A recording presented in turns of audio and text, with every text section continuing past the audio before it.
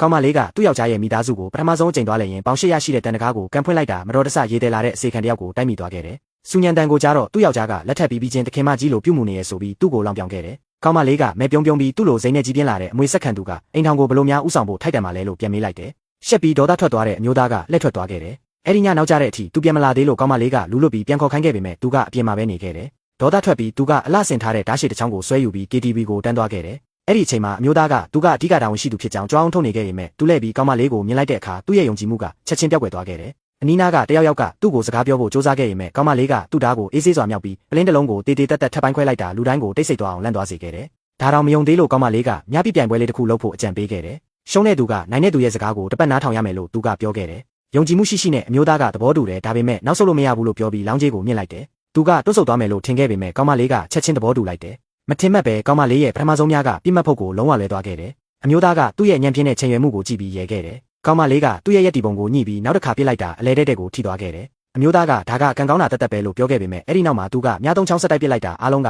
အလဲဘိုးနေရာတစ်ခုထဲမှာပဲကြကြနာနာကြားရောက်သွားခဲ့တယ်။ဗီဒီယိုဖိုင်ထဲမှာမြားတိုင်းကတူညီတဲ့အမှတ်အသားတစ်ခုတည်းကိုဖောက်ဝင်သွားတာကိုပြနေခဲ့တယ်။အမျိုးသားကနောက်ဆုံးတော့အရှုံးပေးလောက်ပြီလို့ထင်ခဲ့ပေမဲ့သူကအဲ့ဒီစားနောက်တစ်ပွဲပြန်ဖို့တောင်းဆိုခဲ့တယ်။ဒါကြောင့်ကောင်းမလေးကနောက်ထပ်မြားငါးချောင်းပြစ်လိုက်ပြီးတူညီတဲ့နေရာကိုပဲထပ်ထိမှန်ခဲ့တယ်။ဒါပေမဲ့ဒီတစ်ခါတော့သူ့ရဲ့ပုတ်ပေါ်မှာပေါ့။အမျိုးသားကချက်ချင်းအရှုံးပေးလိုက်တယ်။ကောင်းမလေးကလောင်းကြီးကြောင်သူ့ကိုစနောက်ခဲ့ပေမဲ့သူကသူ့ကိုအမြန်ထားပြီးသူ့ကြာခင်ကိုအစားပေးခဲ့တယ်။အဲ့ဒီအချိန်မှာတော့သူကနောက်ဆုံးမှအရှုံးကိုလက်ခံလိုက်တယ်။ကောင်းမလေးကသူ့ကိုအိမ်ပြန်ခေါ်လာခဲ့ပြီးသူတို့အခန်းတူတူနေဖို့အကြံပြုလိုက်တဲ့အခါအမျိုးသားရဲ့မျက်နှာကလုံးဝနေရဲသွားခဲ့တယ်